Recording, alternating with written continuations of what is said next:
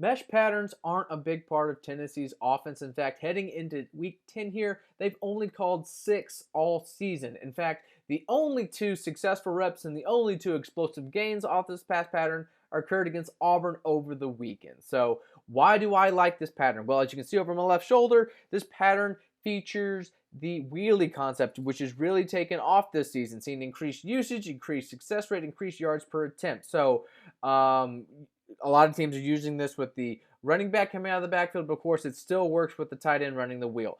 And of course, when you pair that with mesh, it's an interesting combo, but this particular wrinkle really caught my eye because unlike most mesh patterns that use the 2 inside receivers to run the intersecting drag shallow routes, you can see that the Z receiver does. So paired with the Falcon motion, which is running back flare motion to the left, L, Falcon. If it was Frank, R, it went to the right, but here. So let's take a look under the hood and see exactly how this thing plays out. So as you can see here, it's third down, first third down. A lot of mesh patterns are run in third and short to medium, and particularly out of bunch formations. As you can see, it's kind of tight. It's not particularly bunch, but it is a tight formation. So that should have been red flags right away for Auburn that a mesh was coming.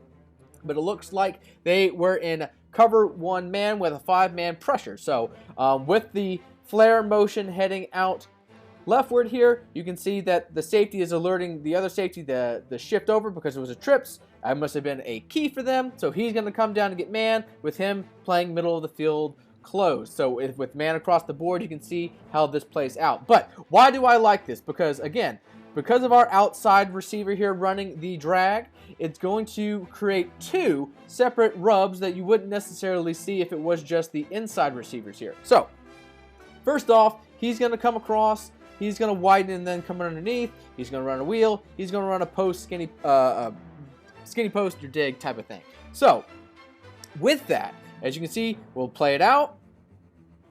Boom! There is our first rub right there. And again, it's not necessarily our routes creating cushion. It's creating cushion between the defenders. You want the defenders to necessarily hit each other.